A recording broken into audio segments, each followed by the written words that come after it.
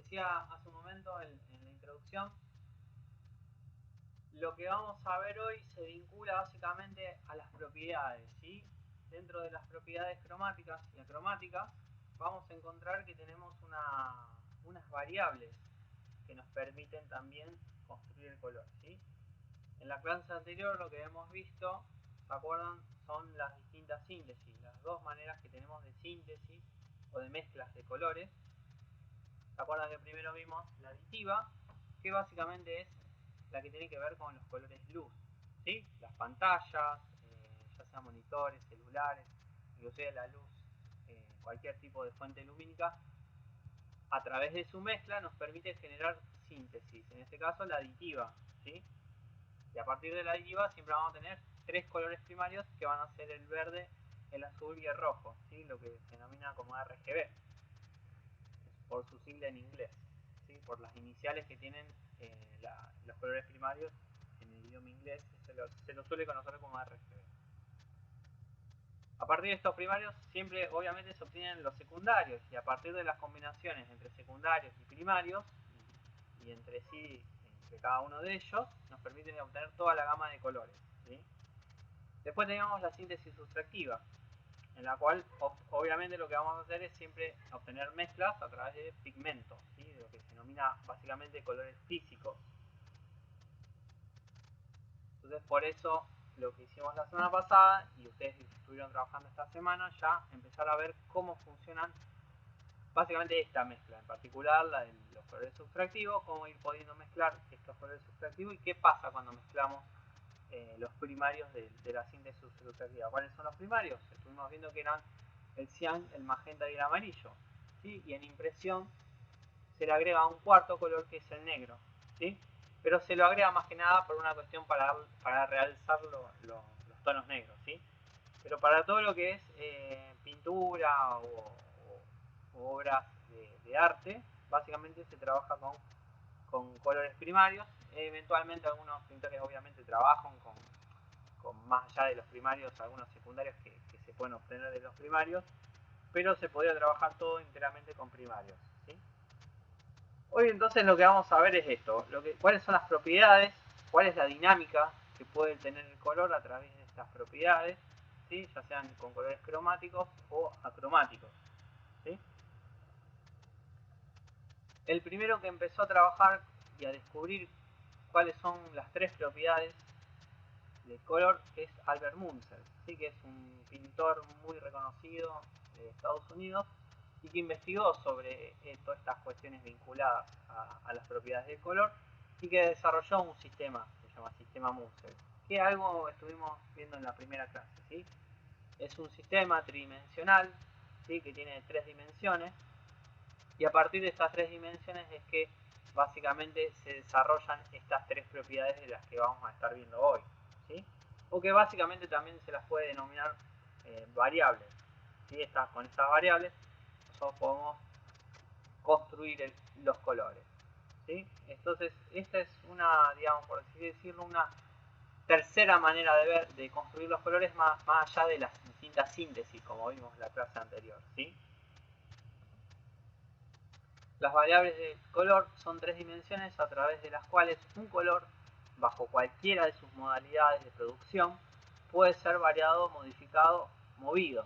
Es decir, que si nosotros, por ejemplo, hemos trabajado con una de las mezclas, ya sea aditiva o sustractiva, podemos ir también modificando el color en función de estas tres variables, ¿sí? a través de estas tres dimensiones del color, ¿sí? de lo que Munsell descubrió. Entonces podemos definir que el color es dinámico a partir de estas tres dimensiones y que básicamente estas tres dimensiones o tres variables que son las que vamos a estar viendo, en primer lugar va a estar el tinte, en segundo lugar va a estar el valor y en tercer lugar la saturación, ¿sí? Entonces estas son las tres dimensiones que tiene el color a partir de lo que Munsell descubrió y desarrolló como sistema de Munsell, ¿sí? Para que ya empiecen a ver desde ahora, el color bajo este sistema es tridimensional en este sentido. Por un lado va a tener, digamos, una especie como de altura, por decirlo de una manera, que va a ser el valor, ¿sí? O lo que es luminosidad. Después va a tener lo que es el tinte, ¿sí? Que es todo este alrededor que va a tener el color, que básicamente lo podemos, para que ustedes lo entiendan ahora muy rápido, es lo que podría ser el círculo cromático, ¿sí? Donde están todos los colores. Y después va a estar lo que es la saturación, ¿sí? Que básicamente si tomamos por ejemplo un color, en este caso el azul o el púrpura, nosotros podemos saturarlo o desaturarlo, es decir, darle mayor pureza o al contrario quitarle mucha pureza, ¿sí? Entonces eso sería saturación. Ahora vamos a ir viéndolo en mayor profundidad. Entonces ven este esquemita que está aquí arriba a la izquierda, tenemos la luminancia que también se la conoce como valor, generalmente nosotros lo vamos a estudiar más como valor que como luminancia. Después está el tinte o tono, depende del autor, hay autores que la traducen como tono también, pero es tinte, nosotros la vamos a usar como tinte. Y por último la saturación de un color determinado, ¿sí? Que después a partir de esa saturación nosotros podemos generar lo que es los monocromas, ¿sí? Que ya es algo de lo que ya vamos a estar hablando en las próximas clases.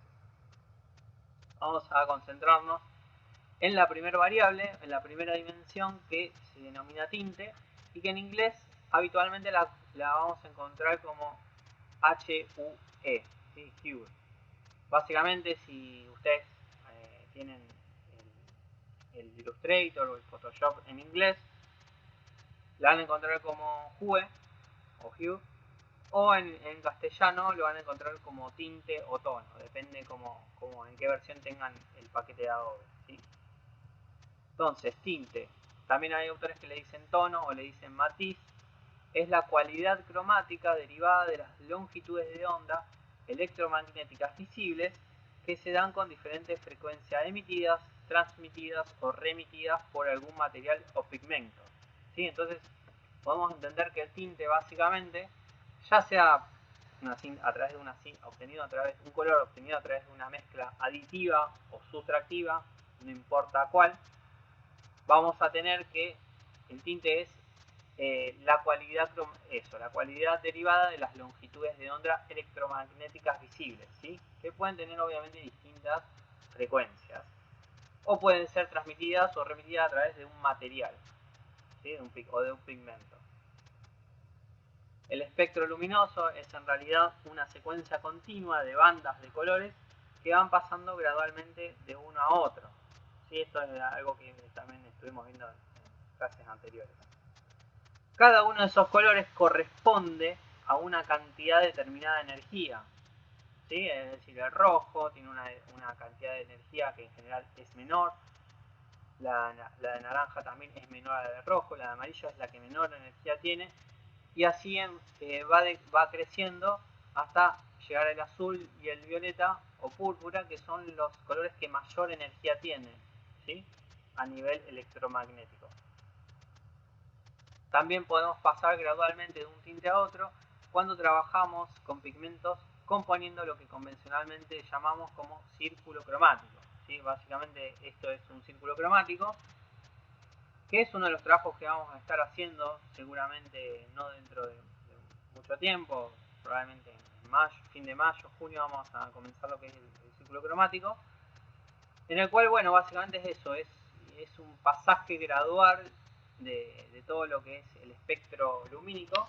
Lo vamos a hacer a nivel pigmentos, con mezclas de colores, y obviamente también a nivel luz, ¿sí? Con Illustrator lo vamos a hacer. Yo ya les voy a ir enseñando cómo ir haciéndolo en cada una de las mezclas o síntesis, ¿ok? Entonces, básicamente, esto es lo que vendría a ser tinte, ¿sí? Es el color en su máxima expresión. Cuando decimos rojo, cuando decimos amarillo, verde, cualquiera de los colores que corresponden a las longitudes de onda electromagnéticas, estamos hablando de el tinte, ¿sí? El círculo cromático entonces se trata de una secuencia circular que se cierra sobre sí misma y permite representar dicha continuidad. ¿Sí? Entonces básicamente es un círculo en el cual hay una distinta gama de colores, ¿sí? Inclusive hay círculos como estos que pueden ir trabajando el valor, acá ya estamos viendo algo del valor, de lo que ya vamos a hablar un poquito más adelante, ¿sí? Luego vamos a hablar del valor, que básicamente es la luminosidad del color. Fíjense como acá, por un lado está el tinte, que es a nivel circular, y también dentro de cada color hay distintos grados de luminosidad que tiene ese color. Fíjense que además este es un círculo cromático compuesto con la mezcla tradicional, es decir, la síntesis tradicional con el rojo, el azul y el amarillo, ¿sí? Como primarios. Entonces, los tintes básicos son el rojo, el naranja, el amarillo, el verde, el azul y el violeta. Y estos son los básicos tintes que podemos encontrar. Vamos a hablar ahora de lo que es justamente lo que algo les estaba comentando en su momento, que es el valor, y de lo que van a encontrar en distintos programas de diseño como value, que depende en qué idioma lo tengan. También lo pueden, en castellano lo van a encontrar más que como valor, lo van a encontrar como luminosidad, ¿sí? Entonces, el valor es el grado de claridad u oscuridad de un color. Es decir, si nosotros tenemos un color al cual le podemos ir adicionando un gris oscuro o un negro, podemos ir justamente oscureciendo ese color, es decir, bajándole el valor.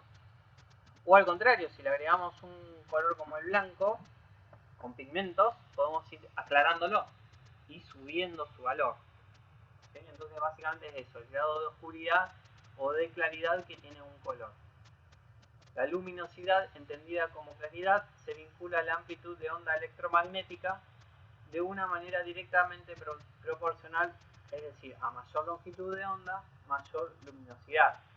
¿Sí? Entonces, estos colores obviamente van a tener mayor longitud de onda respecto de los que están en la parte inferior, que son más oscuros.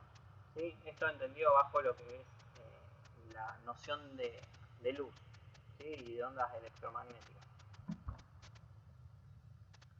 Esta clase de gradación ha sido representada por medio de escalas de valor que van desde lo más claro hasta lo más oscuro. ¿Sí? Más hacia el final de la clase vamos a estar viendo, vamos a desarrollar un poquito más esta noción de escalas de valor, en la cual nosotros dentro de un color siempre podemos tener tres tipos de escalas. ¿Sí? Vamos a ver que hay escalas altas, escalas medias y escalas bajas. ¿Sí? Vamos a ver después de qué se trata eso. Pero básicamente lo que son los colores podemos tener, fíjense, mayor grado de luminosidad o mayor grado de oscuridad. Obviamente dependiendo si tiene más blanco o tiene más negro las mezclas de colores. ¿Sí? Esto es lo que se denomina claves de valor. Estos dos polos no pueden unirse dado que representan el contraste más grande entre claro y oscuro. Es decir que si nosotros quisiéramos componer esto de manera circular, como fuera un círculo de valor, no podría ser posible, ¿sí? Porque básicamente no podemos unir algo que es más claro con algo que es más oscuro, ¿sí? Pues esta noción de contraste que hay entre el valor, ¿sí? De un mismo color. Entonces, vamos a decir que la luminosidad no debería confundirse con brillantez. Ahora vamos a estar hablando a ver a qué nos referimos con luminosidad y qué nos referimos con brillantez. La primera es la luminosidad básicamente es la cantidad de luz y concierne a los fenómenos dados por la composición en calidad y cantidad de la luz visible que llega al ojo. ¿Sí? Entonces, básicamente, la cantidad de luz que nos llega a partir de un color la podemos definir como luminosidad. ¿Sí? En cambio, la brillantez, conocida como un fenómeno de Césia, este Césia es algo que ya en algún momento vamos a desarrollar un poquito más, que nos referimos, es una sensación visual que no tiene que ver con el espectro, sino en cómo viaja la luz en el espacio a partir de su reflexión sobre una superficie dada.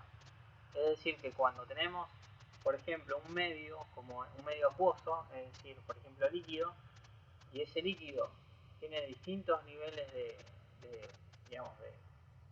para digamos, cómo pasa la luz a través de ese medio acuoso, si es espeso, si es más transparente, esa cantidad de luz va a ir variando, ¿sí?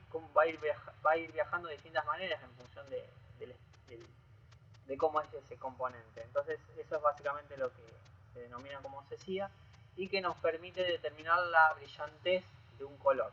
¿Sí? Por eso son dos términos distintos. Brillantez, que no se vincula tanto obviamente no se vincula a luminosidad, y que hace también al valor, ¿sí? de un color.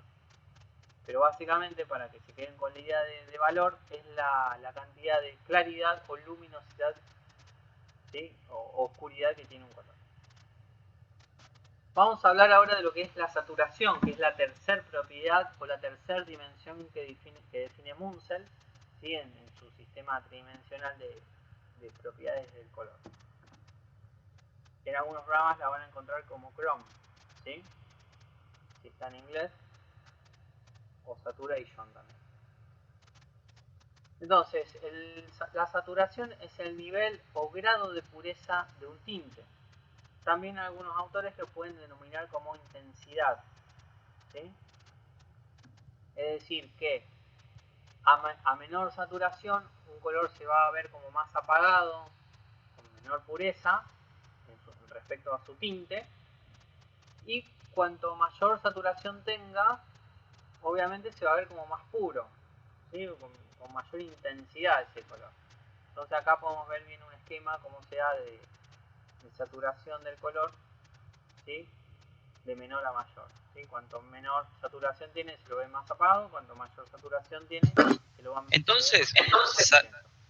profe, perdón, entonces, ¿saturación e intensidad es lo mismo? No, está buena la pregunta.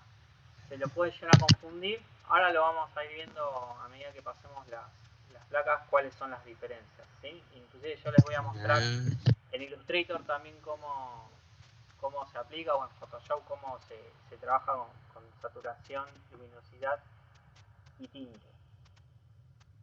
Entonces, un color intenso se ve chillón, fuerte, vívido, mientras que uno desaturado se ve apagado, grisado, poco llamativo.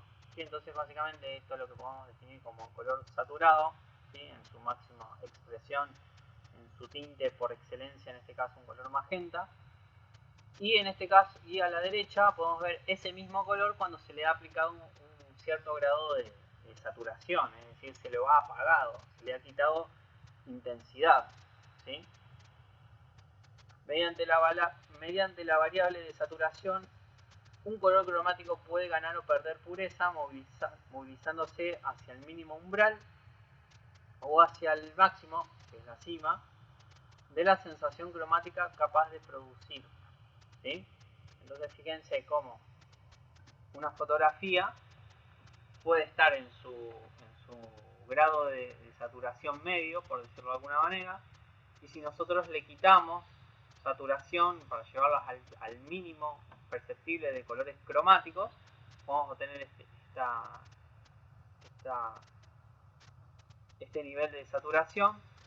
Y si nosotros lo variamos y lo llevamos a su máximo punto de saturación, podemos tener este tipo de saturación, ¿sí? Tratándose de pigmentos, podemos impregnar gradualmente un blanco de pigmento con cualquier cromático hasta que este último alcance su máximo de saturación al haberse impregnado la mezcla de todo el rojo que la misma tolera. Es decir, si nosotros tenemos, por ejemplo, un color rojo y le agregamos un color blanco, lo que podemos llegar a hacer es saturar o desaturar en función de la cantidad de ese segundo pigmento que le agregamos a un color como el rojo, ¿sí? O cualquier color, puede ser cualquier color cromático. Acá podemos ver distintas mezclas, cómo se le ha agregado un pigmento blanco y cómo se desatura, es decir, se lo aclara ese color, ¿sí? Del mismo modo que se puede desaturar un color cromático como el rojo mediante el agregado de blanco que va atenuando la sensación cromática.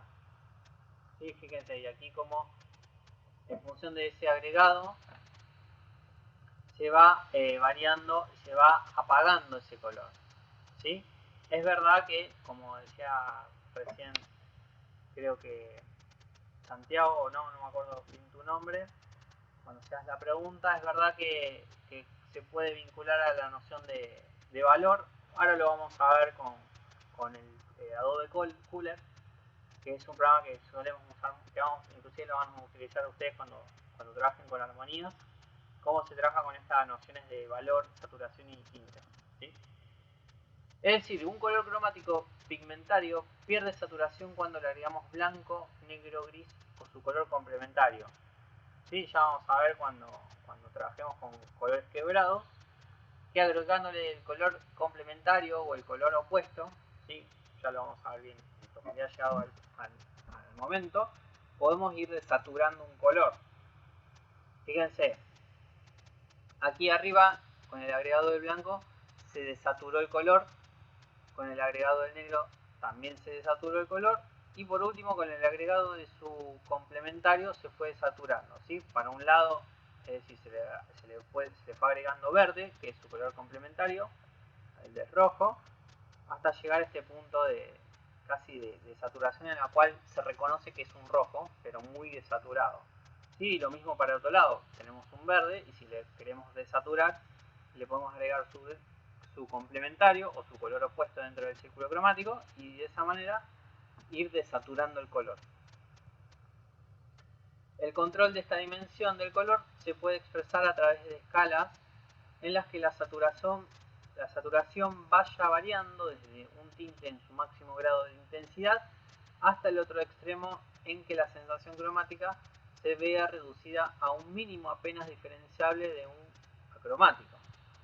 ¿Sí? Entonces, básicamente esta es la idea de saturación y la que se diferencia de valor, ¿sí? Como la segunda propiedad, en la cual nosotros vamos a siempre, cuando desaturamos un color, le vamos a agregar ya sea negro, blanco o su complementario, pero siempre va a quedar esa, digamos, el mínimo reconocible para que un color se lo reconozca como tal. Es decir, si nosotros, por ejemplo, queremos desaturar un rojo, lo que vamos a hacer, como les decía hace un momento, agregarle un blanco, un negro o un quebrado, pero siempre se tiene que notar que es un rojo, ¿sí?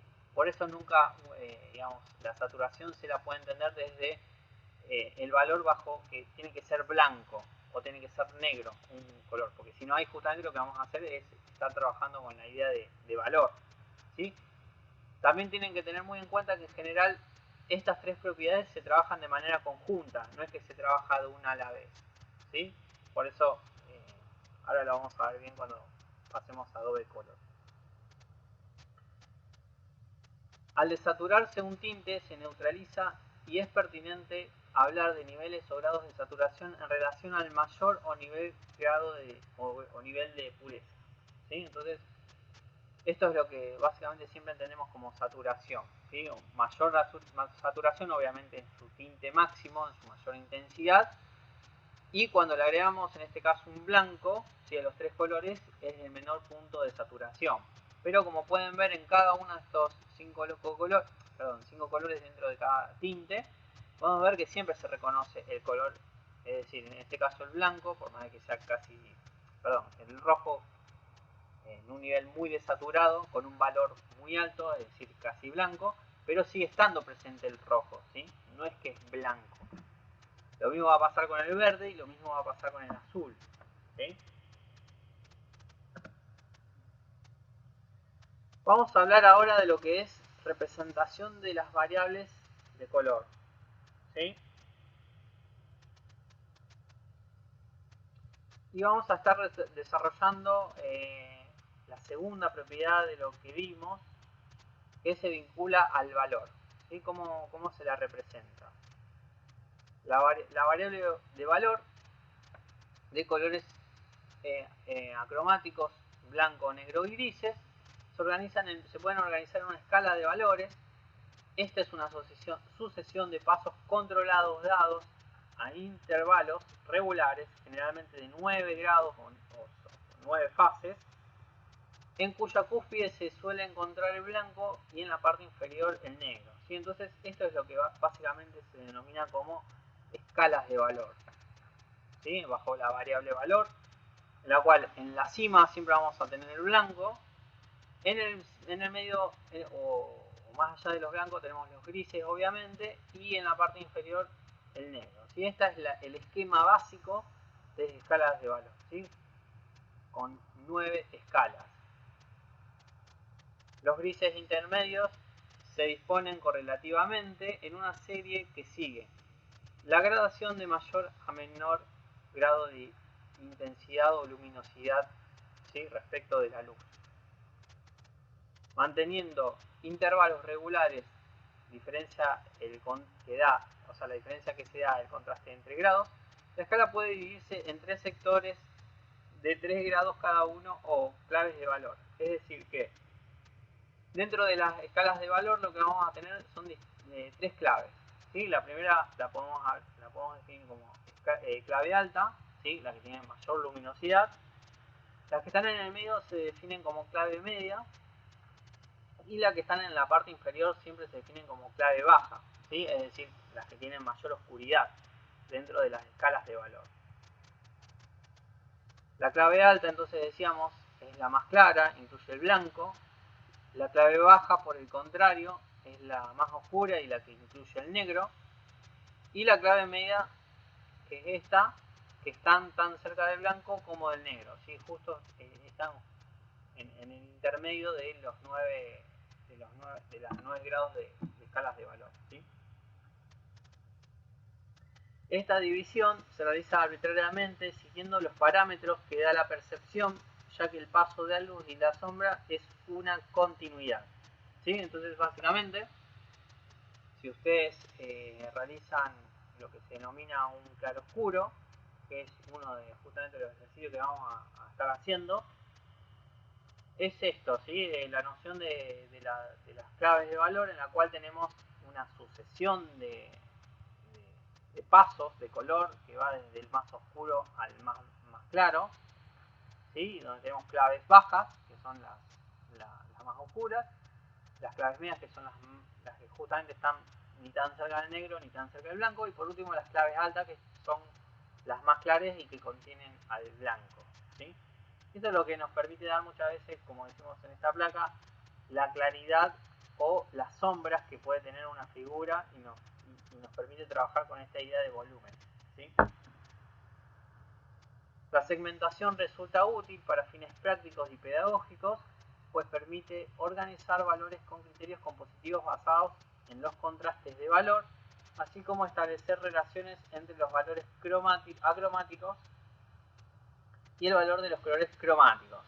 Es decir, que si nosotros tenemos un círculo cromático, como este que tenemos aquí, podemos establecer que dentro de los tintes hay distintas gamas de valor, ¿sí? Distintas gamas de oscuridad o claridad que puede tener esos valores, ¿sí? Nosotros si a un punto pasáramos un círculo cromático, ¿sí?, a un acromático, a través de sus escalas de valores obtendríamos esto que tenemos a la derecha, ¿sí?, en el cual el amarillo es el que menor grado de luminosidad tiene, y por el contrario el azul o el violeta son los que mayor grado de oscuridad tienen, es decir, los que están más cerca de las claves bajas. La variable de valor se relaciona con el aspecto cuantitativo del estímulo luminoso y con la amplitud de onda electromagnética. Esto es algo de lo que estuvimos hablando un poquito en la parte superior al principio de la clase, de la cual las distintas ondas electromagnéticas que tenemos se vincula, en este caso de la variable valor, a la cantidad de luz, ¿sí? Es decir, a lo cuantitativo respecto del estímulo luminoso, ¿sí? Fíjense en este caso a través de este sistema Munsell, en el cual tenemos los distintos valores, en este caso en la parte de arriba, es decir, en la dimensión vertical, los valores de un color. Aquí tenemos el tinte, en este caso un rojo, y en el sentido, es decir, en el eje horizontal tenemos lo que es el croma o saturación del color, ¿sí? Los colores cromáticos también tienen valores lumínicos propios, es decir, intrínsecos a su naturaleza. Entonces acá podemos ver toda una serie de gamas de colores analizados bajo lo que es el sistema Munsell, ¿sí? En el cual los que son individuales son su tinte en su máxima expresión, en su máxima saturación. Si lo analizamos bajo lo que son el eje horizontal de cada uno de estos colores, tenemos la saturación o croma, y bajo lo que es la verticalidad podemos tener los distintos valores dentro de los colores, ¿sí? Ordenados los 6 colores básicos, sí, que estuvimos hablando en las placas superiores, ¿sí? El amarillo, el naranja, el rojo, el verde, el azul y el violeta, según su valor de los círculos cromáticos de ambos modelos podremos confeccionar esta escala, ¿sí? En la cual en la parte superior, acuérdense que siempre tenemos los colores con mayor claridad o mayor luminosidad, y en la parte inferior el color que tiene menor luminosidad o que va a tener mayor oscuridad, ¿sí? Entonces obviamente vamos a tener el amarillo como el color más luminoso dentro de los tintes o del círculo cromático, el naranja en segunda instancia, el rojo como tercera instancia, el verde ya empieza a ser un poco más oscuro, el azul y el violeta como los colores que tienen digamos menor clave dentro de las escalas de valor, es decir, mayor oscuridad. También podemos encontrarnos, si tenemos la síntesis, cuando trabajamos con una síntesis sustractiva, que es la moderna, en la cual tenemos el cian, el magenta y el amarillo como colores primarios, ¿sí? Y fíjense cómo cambia el grado de luminosidad respecto a cuando tenemos una síntesis con el amarillo, el rojo y el azul como colores primarios, ¿sí? Ya aquí es bastante diferente el grado de luminosidad que tenemos. Digamos, si bien se comparte con esta noción de que el amarillo es el que mayor claridad tiene, aquí está el violeta en lugar del rojo y está el azul en lugar el cian en lugar del azul. Y fíjense que ya el azul antes estaba casi entre los últimos lugares y ahora está el verde en los últimos lugares, ¿sí? Y el cian tiene un grado de luminosidad un poco más alto respecto al azul, ¿sí? Entonces también es importante tener en cuenta qué tipo de síntesis usamos, ¿sí? Si usamos la de rojo, el amarillo y el azul, o si usamos la nueva moderna, que es la de amarillo, cian y magenta. Debemos tener en cuenta también que las distintas cualidades o matices de un mismo tinte varían según su valor, a veces considerablemente, como puede suceder entre el azul ultramar y el azul talo, ¿sí? Fíjense la diferencia que hay entre el azul ultramar, que tiene un mayor grado de oscuridad respecto a un azul talo. Lo mismo va a suceder con un rojo carmín o un rojo vermellón, ¿sí? El carmín tiene un mayor grado es decir, tiene una clave más baja, es más oscuro, a diferencia del azul vermellón que tiene mayor grado de luminosidad, ¿sí? Es más claro, tiene mayor claridad del color, ¿sí? Y lo mismo va a suceder este fenómeno con el verde amarillo, que se lo conoce habitualmente como verde limón, y respecto de un verde azul, o lo que se conoce como verde esmeralda, ¿sí? Fíjense acá como se ve claramente la diferencia de luminosidad, es decir, la diferencia de valor que hay entre dos verdes, dos rojos y por último dos azules. ¿Sí? Fíjense, si nosotros llevamos a grises, a esos colores, tendríamos una escala de este tipo, ¿sí? También existe la posibilidad de variar el valor de un color cromático moviéndolo a través de una escala lumínica, ¿sí? Entonces, si nosotros pensamos los colores cromáticos y los llevamos a acromáticos, estamos, digamos, trabajando a través de la luminosidad o el valor que puede tener un color. Si nos referimos específicamente a la mezcla pigmentaria, el valor de un tinte varía con el agregado de blanco, de negro o de un gris de diferente valor. Entonces, la forma que siempre tenemos de ir modificando y representando el valor de un color cromático siempre va a ser con el agregado del blanco, del negro o del gris. Y ustedes acá se preguntarán, ¿con la saturación va a pasar lo mismo? Sí, va a pasar lo mismo cuando trabajamos con pigmentos. Es decir, cuando trabajamos con pigmentos nosotros podemos también desaturar agregando blanco-negro o como veíamos antes, con su color complementario, ¿sí? En este caso el valor no se modifica con el complementario, ¿sí? Se modifica siempre con blanco-negro o eventualmente gris. Aquí podemos ver este cuadro en el cual tenemos el contraste que se da en el claroscuro, ya sea de colores acromáticos como blanco, negro y grises, con colores cromáticos como el azul, como el verde, ¿sí? como el amarillo y como el violeta, en el cual bueno, podemos ir agregándole luminosidad o oscureciéndolo en función del pigmento que estemos utilizando, ¿sí? Y por último vamos a ir cerrando diciendo que una escala de valores cromáticos o valores coloreados posibilita la aplicación adecuado del color oscuro para dar la ilusión de volumen. Es decir, cuando una vez que empezamos a dominar o que los artistas dominan esta técnica, ¿sí? Los pintores dominan la técnica del claroscuro, que es básicamente representar todas las figuras a través de su volumen con luces y sombras. Básicamente empiezan a trabajar con lo que son colores cromáticos, también entendiendo esta idea de valor, ¿sí? La idea de que algo puede ser más oscuro y algo más claro, y dar esa noción de algo que tiene volumen, que tiene luz, tiene sombra, ¿sí? El color entonces genera forma, la construye y la hace perceptible. ¿Sí? Esta es la conclusión que nos permite realizar esta noción, ¿sí? que estuvimos viendo hoy como valor, ¿sí? Y ahora lo que yo les voy a estar mostrando básicamente es cómo a través de la página Adobe Color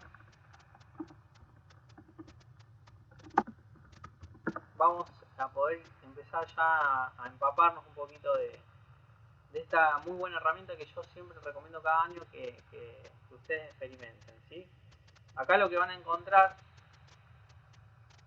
es básicamente las reglas de armonía de color. Ya la vamos a estar viendo luego en el siguiente cuatrimestre, en el segundo cuatrimestre, a qué corresponde cada una de las reglas de armonía, ¿sí? Pero para que no se vuelvan locos, como ustedes todavía no saben dominar lo que son las reglas de la armonía, siempre vamos a trabajar obviamente con colores personalizados, ¿sí?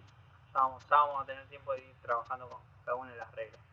Entonces, nosotros arrastramos cada uno de los colores, nosotros tenemos una rueda de color o círculo cromático, y tenemos acá estos colores como ahí yo los puse de una forma bastante arbitraria, ¿sí?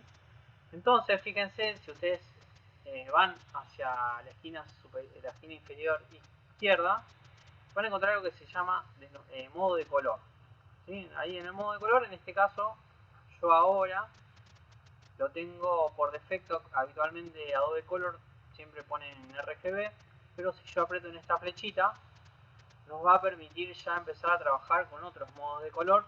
¿Se acuerdan que teníamos el CMYK, que es el de la síntesis sustractiva, con el CMI como colores primarios, y el AKN se agrega generalmente para trabajar en impresión como un color para terminar de darle acento al negro, ¿sí? Y después tenemos lo que se denomina como HSB y como LAB, ¿sí? No los voy a volver locos porque la idea es no sobrecargarlos, pero sí mostrarles que el HSB es básicamente las tres propiedades de Munzer, ¿sí? que estuvimos viendo hoy, en la cual, ¿se acuerdan que como tinte tenemos Hue, que es la sigla, o sea, HSB es la sigla de tinte, saturación y valor, nada más que en inglés, con Hue como tinte, S de saturación, o croma, también en algunos programas se puede encontrar como C de croma, pero en este caso Adobe la tiene como S de saturación, así que es más fácil para nosotros entenderla, y B como valor, ¿sí? Que en este caso brillo sería, no sé cuál es la palabra exacta, no me acuerdo ahora con precisión la palabra en inglés, pero es brillo o valor, ¿sí? Entonces nosotros lo que podemos ir haciendo es ir tomando aquí cada uno de estos colores y lo vamos construyendo. En este caso el tinte, yo voy trabajando el tinte, por ejemplo, quiero, no sé, quiero jugar con un valor que sea un verde limón, ¿sí? Entonces me paro aquí más o menos y ahí modifiqué el tinte. Después, con el grado de saturación, puedo darle mayor o menor saturación al color, es decir, cuanto más cerca esté del 100, mayor la saturación va a ser. Cuanto menor sea esa saturación, más desaturado va a ser un color. En este caso lo desatura Adobe siempre con el blanco. Y después el grado de luminosidad que puede tener ese color, es decir, más oscuro o más claro, ¿sí? Siempre en función obviamente de las otras dos propiedades que tenemos. Sí, esto siempre trabajándolo y entendiendo bajo lo que es la construcción de un color luz, ¿sí? A través de una síntesis aditiva, ¿sí? Como es en esta manera de forma de entender el color, ¿sí? Pero también lo podemos trabajar esto con pigmentos, ¿sí? Con los pigmentos, ¿cómo haríamos? Por ejemplo, si tuviéramos un cian, ¿sí? Nosotros con el agregado de blanco vamos a desaturar ese color y también le vamos a dar brillo. Por eso son interdependientes cada una de estas tres propiedades, ¿sí? No es que nosotros estamos trabajando una sola a la vez, ¿sí? Sobre todo cuando obviamente trabajamos de manera pigmentaria, ¿sí? Con colores por ejemplo, como témperas, acrílicos, ¿sí? Y por ejemplo, si queremos variar la luminosidad de un color, le podemos agregar blanco o negro, ¿sí? Dependiendo si queremos tener un mayor grado de luminosidad o un menor grado de oscuridad, ¿sí? A partir de ese color. Y obviamente cuando estamos hablando de tinte, estamos hablando de tinte sin deformar ese color, sin modificarlo. Es decir, si entendemos que el cian es el tinte en su máxima expresión dentro del círculo cromático, lo mismo va a suceder con cada uno de los colores, el magenta, el amarillo, el naranja, el rojo, ¿sí? Entonces eso sería básicamente tinte. La estructuración, como estábamos viendo, es el mayor o menor grado de pureza que va a tener ese color. Cuanto más intenso, cuanto más puro va a ser más saturado, cuanto menor pureza va a ser más desaturado, y cuanto mayor claridad o oscuridad va a tener ese color.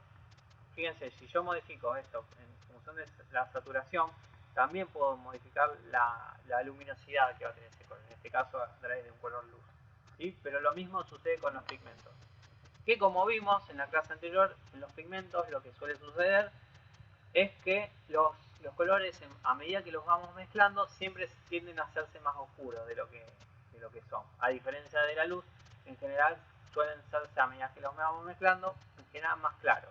Obviamente depende cuáles son las variables que vamos usando, ¿sí?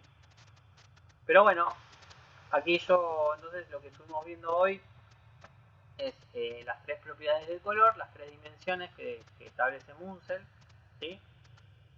Para construir, para configurar un color, ¿sí? Las dinámicas que hacen a ese color. Y básicamente vimos esta herramienta que se denomina Adobe Color, que yo les sugiero empezar a manejarla porque está muy buena, ¿sí? Porque muy habitualmente hoy en día se la usa mucho para construir el color, porque yo a ustedes ya les voy a mostrar que, bueno, existen lo que son las armonías, las reglas de color, que les permite bajo unas ciertas nociones construir esquemas, es decir, una secuencia de color, y que generalmente funcionan bien. Por ejemplo, ustedes quieren hacer una composición que responda a una buena combinación de colores. Entonces pueden utilizar análogos, pueden utilizar monocromas o triadas, ¿sí? Ya las vamos a estar viendo en profundidad en el próximo cuatrimestre. Y además lo que tiene Adobe Color también es que pueden extraer algún tema o algún degradado, o inclusive pueden ir trabajando con fotografías, pueden inclusive ir viendo tendencias que hay hoy en día de esquemas de color, pueden explorar cuáles son algunos de los esquemas que inclusive la gente o los usuarios suben, ¿sí? Entonces es una herramienta súper útil, por si no la conocen, que vayan empezando a empaparse de ella. Y la parte de crear nos permite obviamente configurar y hacer nuestros propios esquemas. Y lo que les da también Adobe Color, que está buenísimo, es lo que se denomina como color hexadecimal, que es esto de aquí, que es lo que tiene un asterisco, perdón, un numeral, y tiene una serie de números y letras que básicamente esta es la manera en que se construye o se nomencla un color en HTML, lo que se suele usar como color web, ¿sí? No me voy a entrar por eso porque ya forma parte de otra cosa, así que simplemente les comento esto porque cuando a veces nos toca diseñar una web, está muy bueno poder utilizar esta herramienta, ¿sí? Así que bueno, ¿alguna duda que me quieran preguntar? ¿Algo que quede en el tintero? ¿Algún comentario? La diferencia entre saturación e intensidad, ¿existe o lo vamos a ver más adelante? La diferencia entre saturación...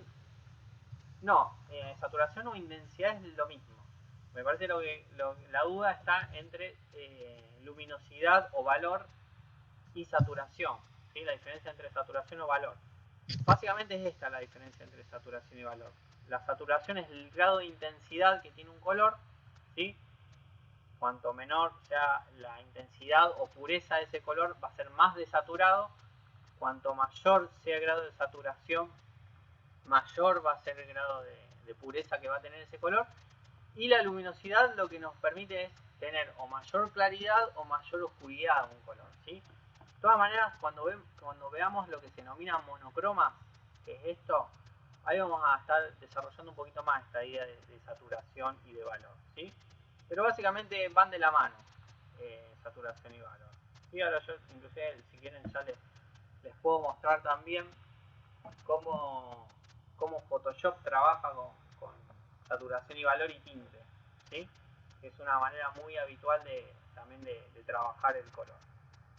Vamos a esperar que se abra Photoshop, así yo les muestro en un documento.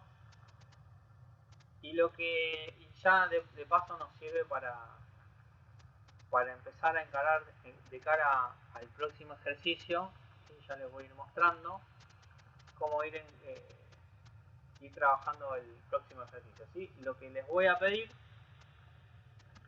es que en función ¿se acuerdan de uno de las imágenes que yo les fui pidiendo? Un retrato en particular.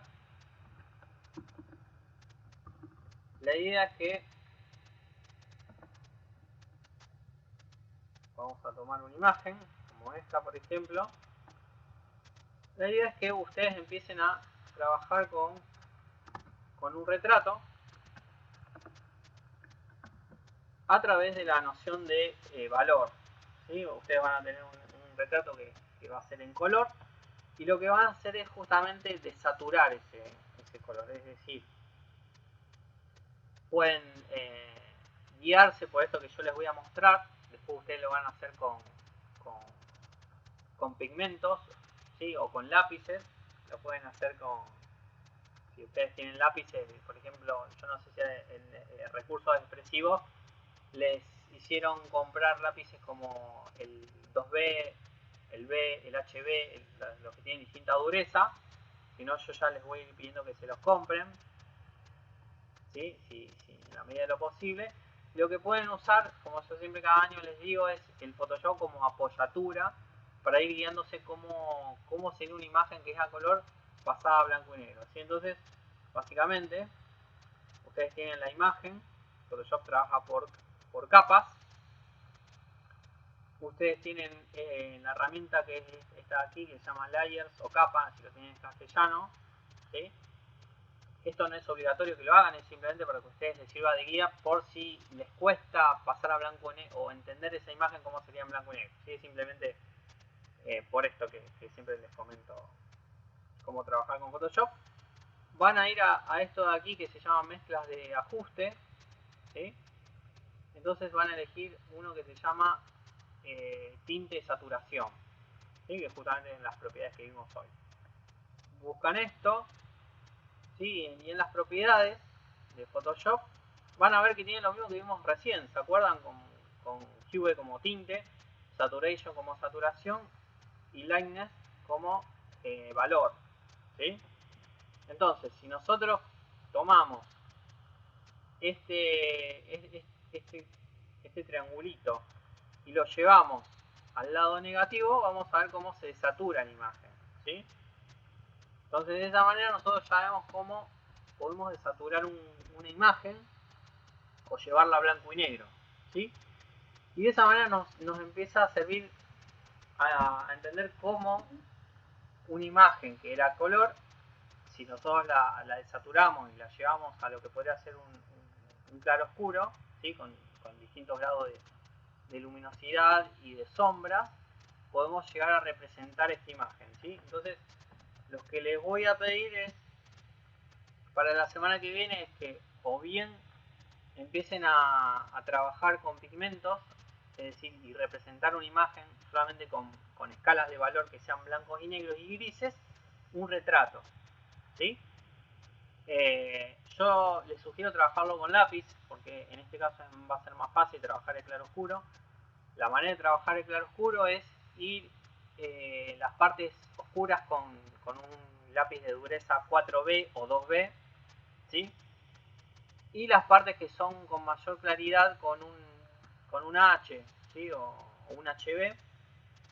Y las de mediana intensidad como grises, como son estas partes, por ejemplo, la van a representar con un B, ¿sí? No sé si... Entonces en el lápiz se hace.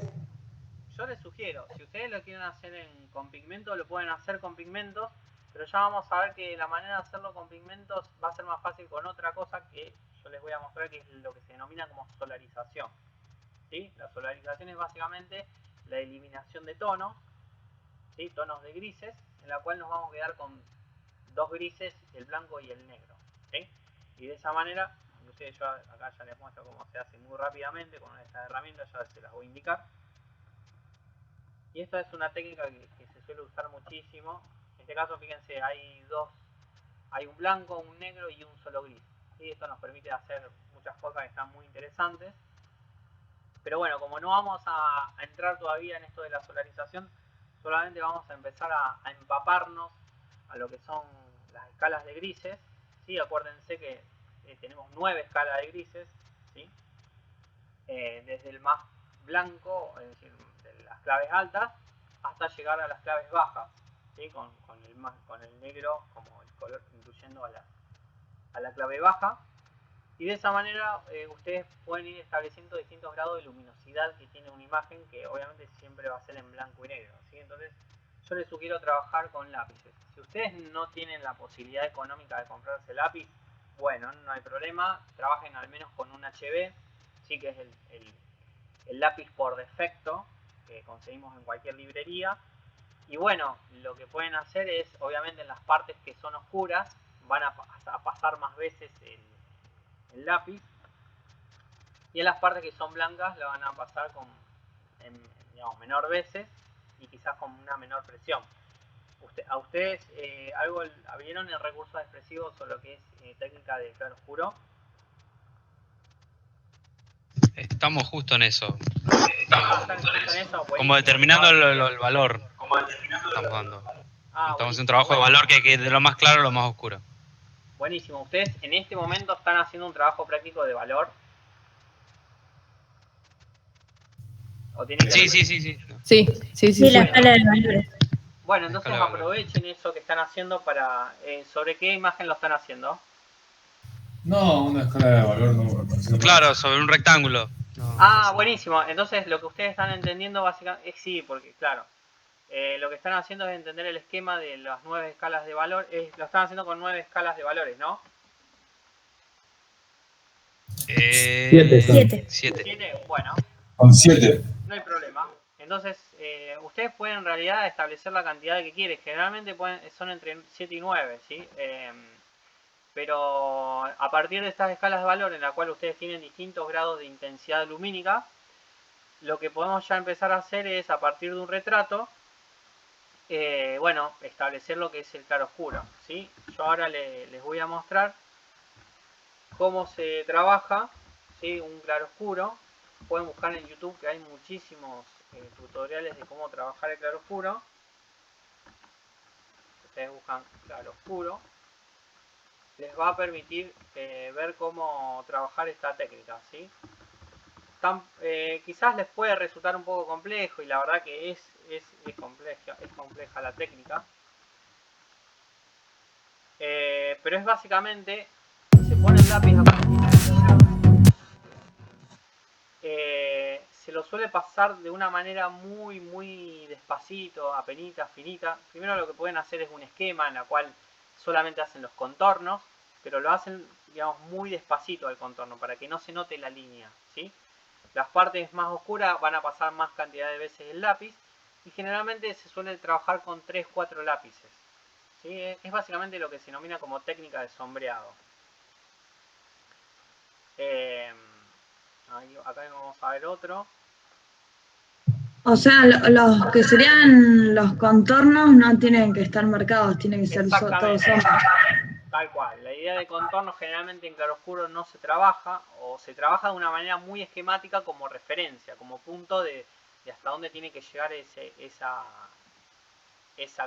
una línea límite, digamos.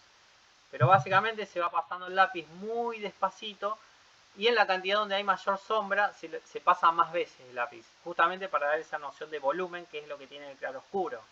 Sí, fíjense, acá les va diciendo el grado de dureza que tiene que tener el lápiz. ¿Sí? ¿Y tiene que ser con sombra o puede ser con trazos? Generalmente es con trazos, ¿sí? La sombra se hace siempre con trazos. Fíjense que acá les pone, como yo les decía al principio, el grado de dureza que tiene que tener el lápiz. Sí, inclusive acá se aplican distintas técnicas. Esto ya lo vamos a ver en morfología también. Vamos a adentrarnos un poquito más en uno de los trabajos prácticos, que es el número 2.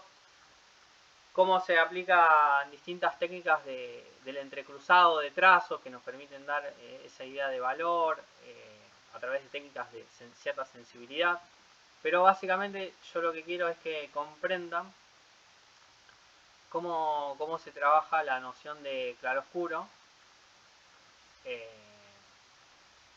básicamente con lápices, ¿sí? De distintas durezas. Les reitero, si ustedes no tienen la posibilidad de comprarse lápices de distintas durezas, lo pueden hacer con uno solo, con el HB, que es el lápiz por defecto, ¿sí? Que tiene la dureza promedio de todo o sea, no es ni tan duro ni tan blando, ¿sí? Y a veces lo que algunos, depende mucho del dibujante, del ilustrador, hay algunos que prefieren, digamos, como pasar el dedo, o inclusive hay como una herramienta que es como pasar del dedo, pero no es pasar el dedo, es como un lápiz de cartón. Los que son dibujantes ya lo conocerán, que permite como difuminar y hacer que las líneas de trazo no se noten, ¿sí? Entonces eso es algo que pueden usar. Hay algunos ilustradores que dicen que no, que es un pecado usar el dedo como algo, digamos, para difuminar, pero la verdad que a los fines de este trabajo práctico tampoco es hacer, digamos, digamos, algo que tenga una calidad de artista, porque la verdad es que no somos dibujantes, ni ilustradores, ni artistas, es simplemente para que ustedes conozcan la técnica, ¿sí? Así que la idea es que no se vuelvan locos, si no les queda perfecto, la idea es que empiecen a ver cómo funciona esta técnica, ¿sí? Y básicamente a conocer la noción de claroscuro, que es importante, ¿sí? Que nos va a dar pie para continuar trabajando con la idea de valor en lo que va a ser lo que es solarización, ¿sí? Que es algo de lo que vamos a estar trabajando. Así que es un trabajo que lleva paciencia. Yo les voy a decir que ya les voy a dejar indicado en las consignas que va a ser en un tamaño A4 o A5, ¿sí? Para que no tarden tanto tiempo en hacerlo, va a ser A5. A5 es básicamente la mitad de una A4, ¿sí? Es como si ustedes doblaran una hoja A4 y dentro de esa hoja que es A5 van a trabajar el claroscuro, ¿sí? Con mucha paciencia, todos los días un ratito, haciendo alguna parte de ese retrato. Por eso es importante, como yo les dije, se acuerdan que ese retrato tenga buena cantidad de luz y tenga buena cantidad de sombra, ¿sí? Como estábamos viendo acá. En este caso, fíjense que tiene buena cantidad de luz en el centro, hay sombras a los costados. Y bueno, y fíjense que siempre hay partes más oscuras, partes más claras. Hay algunas partes que sí quizás sean líneas, ¿sí? Esto es algo que siempre yo les dejo claro, de que obviamente, por ejemplo, las cejas, fíjense, o los pelos de las cejas, las pestañas. Y sí, quizás van a ser unas líneas, pero no van a ser una línea totalmente continua, quizás va a ser una parte de línea que en algún momento se ensancha, y en otra parte se afina, ¿sí? La parte de los pelos, va a haber parte de pelos que van a tener más brillos, otros más oscuridad, en algunas partes van a hacer algunas líneas. Sí, obviamente, en algunos lugares van a hacer líneas. Pero yo lo que nunca se hace, de todas maneras, en claro oscuro, es que quede después plasmada una línea que haga los límites. Digamos, la línea va a quedar delimitada a partir de las luces y sombras en general, ¿sí? O de superficie. Pero no porque haya una línea y nosotros representamos esa línea, ¿ok? Eso es lo que es importante tener en cuenta, ¿sí? Hágalo en un tamaño chico para no demorarse tanto tiempo. Y la semana que viene vamos a hacer la corrección, ¿sí? ¿Pero se entrega la semana que viene o nomás revisamos? No, vayan avanzando. La idea es que la entreguen en más o menos en 2 semanas, ¿sí? Sí, está bien. ¿Alguna duda más? No. Bueno, entonces vamos a dejar la clase teórica aquí.